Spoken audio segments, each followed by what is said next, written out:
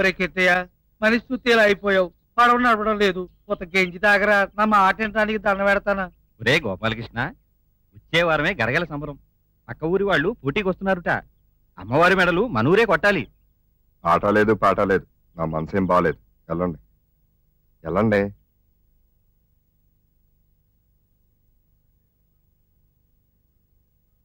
చూడండి అన్నం తిని 3 రోజులు అయింది.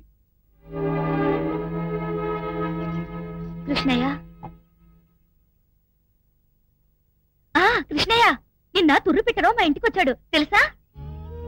కృష్ణయ్య ఏమిటి ఇలా దిగులు పడిపోతాడు? మా నాన్న చచ్చిపోలేదా? మా అమ్మ చచ్చిపోలేదా? నా కష్టాలు తెలియదా వాడికి? నేనెలా ఉంటున్నాను? నాకంటే కష్టాలు ఎక్కువ వాడికి. ఎప్పుడు తిరణాల గోదారిలా పరవళ్ళు తొక్కేవాడు. ఇలా అయిపోతే ఎలా అని చాలా బాధపడ్డాడు. అసలు తుర్రు పెట్టరావి నీ దగ్గరికి వద్దాం అనుకున్నాడట ఊరుక పెట్టడానికి. కానీ నిన్నటి నుంచి అతని మెదడు కనిపించడం లేదట. దానికోసం వెతుకుతున్నాడు. నేను కథలు చెప్పి చాలా మందిని నవ్వించాను,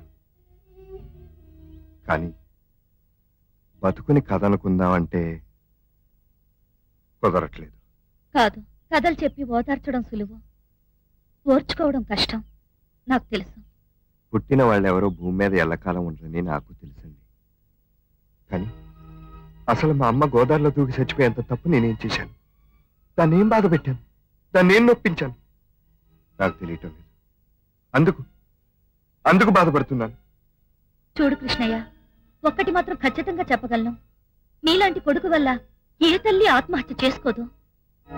మేము నిన్ను ఓదార్చలేకపోవచ్చు, కానీ మాలాంటి వాళ్ళని ఓదార్చడానికి మాత్రం నువ్వు కావాలి. ఒరే మొగుడా, ఒరే పెనివిటి, మన 6 పుట్ల పొలం సెక్కలేదు. అది ఆ పరశురామయ్య పొలంలో కలుపుకుని దున్నేసుకుంటున్నాడు రా. ఆ పొలం గురించి నాతో మాట్లాడద్దు అసలు. నాకు ఇప్పుడు అర్థమైంది. ఆ పొలానికి డబ్బు కట్టలేననే బెంగతోనే మా అమ్మ గోదావరిలో దూకి చచ్చిపోయింది.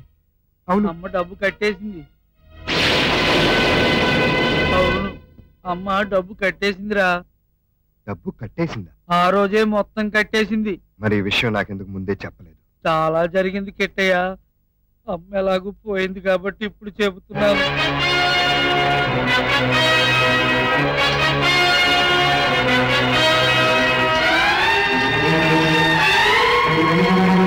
ఈ వీడియో మీకు నచ్చినట్లయితే లైక్ చేయండి, షేర్ చేయండి.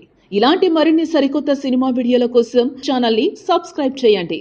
అలాగే ఇక్కడ ఉండే ఈ గంట సింబల్ ని క్లిక్ చేయండి. మేము అప్డేట్ చేసే ప్రతి వీడియో నోటిఫికేషన్స్ మీకు వచ్చేస్తాయి.